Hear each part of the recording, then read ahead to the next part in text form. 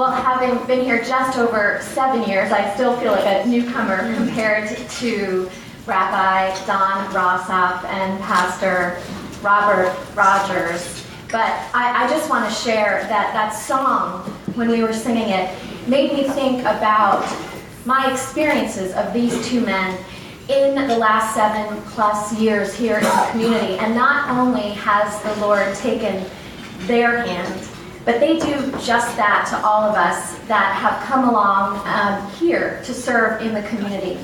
They are not only inspiring in terms of their demonstrated commitment to our larger community and to enlarging freedoms, the kind of freedoms that Dr. King spoke about, but they are helping us see the challenges of our current community. And I'll just name a couple of things, because I know it's important to be short when a minister gets a microphone. Both of these men are involved in the Jersey Battered Women's Shelter. Both of these men encouraged new pastors that came here when we were seeking to make a difference to help people find temporary work, and created the Workers Center. Both of these men are the kind that you wonder when you plan a meeting, will anyone show up about gun control, about educational disparities? They are the first to be there at the breakfast, at the meeting, and if you organize the meeting and ask someone to write a letter, they're first to write letters. And their counsel is just so valuable. I know that I have grown because of words that each of them has shared, and I want to be careful that I mention their congregations, Temple, B'nai Or, and Church of God in Christ. And I so appreciate what you said about my lifting up interfaith understanding. If you haven't had a chance to go and hear them, do visit their congregations.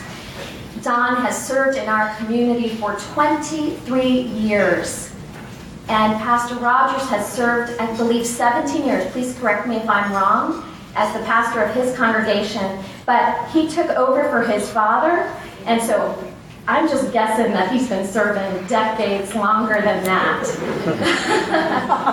It is so vital that we do take the time to recognize people that stay in place, but help us move forward in our communities, because too often, because of the current economy, people are forced to move all around. But without leaders who were rooted and guiding us, we would never be able to move ahead. So thank you for your leadership, your stewardship, your inspiration, and your courage.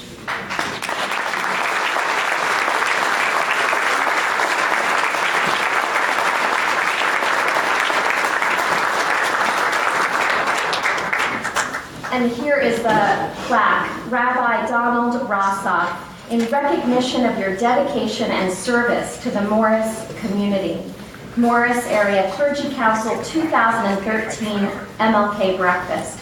And I will give you shepherds according to mine heart, which shall feed you with knowledge and understanding. Jeremiah 3:15. And I will just add that they are a major part of the reason that we continue to meet every year. They are some of the most dedicated clergy council members to this breakfast, to the noontime service, to our gathering. So how fitting that they should be honored this day.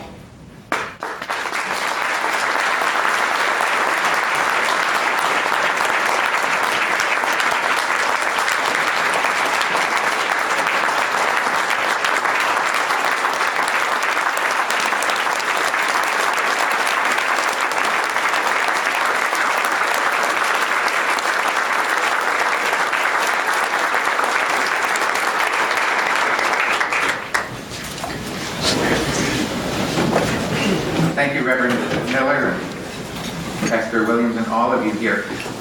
Seeing you all stand up reminded me of a time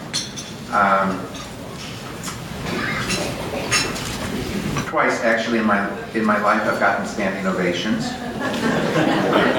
And both times I've told people to sit down. One was for a flute solo I did in high school, and I asked people to sit down because I knew about the mistakes. And I'm feeling today so very grateful to all of you. I'm particularly grateful to Dr. Jamison, who has for 43 years been the Energizer Bunny behind these efforts.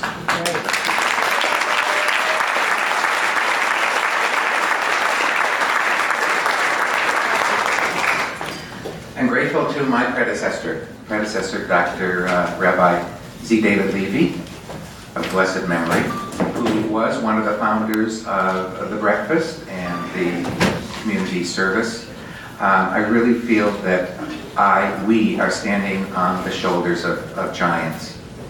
I'm grateful to my congregation that has always had a vision in this community for doing what is the right thing and making this world, especially this Morristown area, a place where people can truly live together in a sense of friendship and fellowship, and also underlining with peace and justice. I'm grateful to my family, of course, to my wife Fran, who's always an inspiration,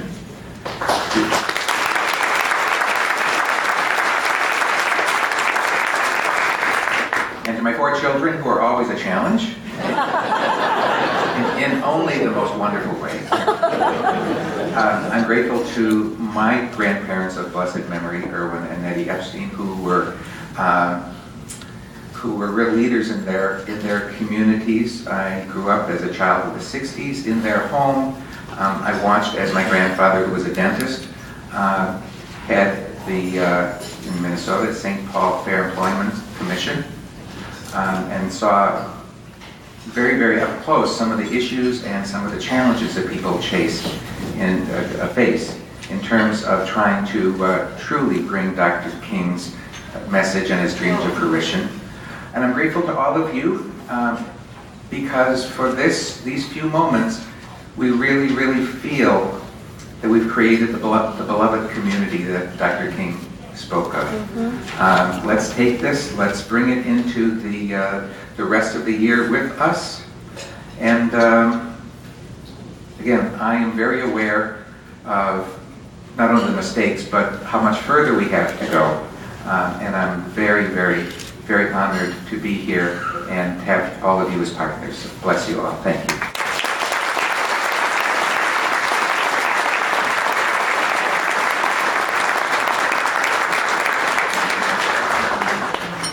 Rabbi Rossoff also has invited the Morris community on February 23rd to his synagogue for a celebration of the human family, where we've asked all of the congregations in the Morris area to submit artwork that give different expressions to the human family and the hiddenness of God in our families. And then that evening, we're having a special Bible study. Esther is the one book in the Bible that never mentions the name God, and yet God is present. And so he's invited Reverend Janet Broderick to come and teach us from the book of Esther. He himself will be teaching. There's another rabbi. Rabbi Zamor. And at yourself. Yeah, I'm going to have to study real hard because these are real smart people. But we'll be sharing from the book of Esther. Also want to take a moment just to mention the prosecutor's office and their initiative for the gun buyback program. And I pray that with their new leadership, they will continue with that. But Pastor Robert Rogers is leading the clergy council in this regard. And the plaque reads for Pastor Robert Rogers, in recognition of your dedication and service to the Morris community, Morris Area Clergy Council, 2013 MLK Breakfast. And I will give you shepherds according to mine heart, which shall feed you with knowledge and understanding. Jeremiah 3:15. And with that, I want to invite Gerald Martin, who is more than capable to speak for his pastor. Yes, he is. I would first like to ask that the members that are here from our church, if you will stand with me. One thing we learned to do is to stand together.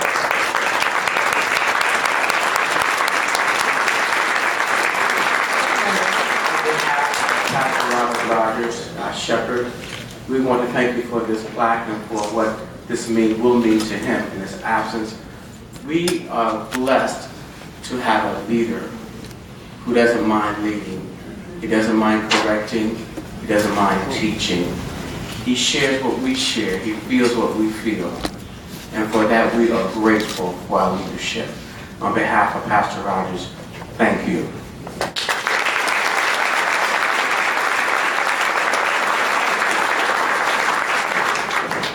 Interesting experience as our family served as missionaries in South Africa. We gave up everything to go. We put a lot on the line, and we're thankful that God gave us that opportunity. But what we noticed more than anything else was that everybody can't just stop what they're doing and go serve in a country that's not their own. But we celebrate those who send missionaries. Well, today you get a chance to send. Dr. Jamison has invited us all to have the opportunity to share in giving. And I know you've already prepared your envelopes, and you've already expressed your heartfelt emotions in your giving. And I know no one put a dollar building envelope that you found in your pocket, but you reached deeply into the hearts and the recesses of your mind to give with a great expression of love. Dr. Jamison, how shall we do this? Will you come give direction? Yes,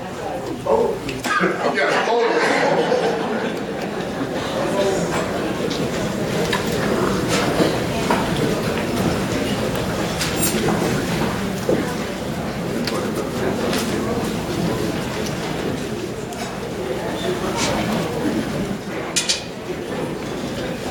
This is a wonderful view.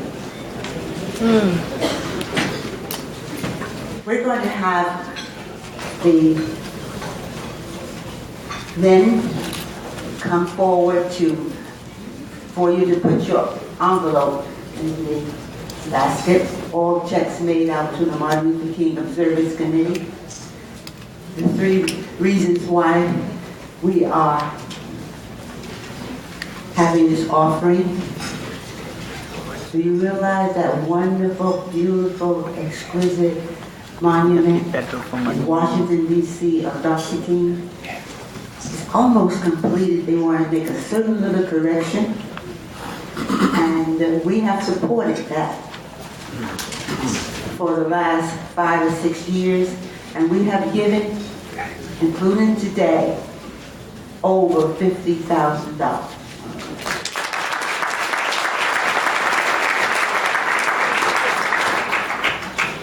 We had an evening, I was invited to an evening of prayer down there, Washington. And they really appreciate that $50,000. All right. Then the Children's Defense Fund. Each year we try to send $3,000 to the Children's Defense Fund. And you know what that's all about. These are children all over the United States, all over the world, who do not have a large boat. They have a small boat, and they are so small. They have no vote. They can't fight for themselves. So since 1996, we have supported the Children's Defense Fund, and they appreciate that. And then we have our local area scholarship fund, the Martin Luther King Scholarship Fund. Now children need the money, so help them. Give and keep giving. Are you ready, men and women? Let's move forward. And I thank you very much.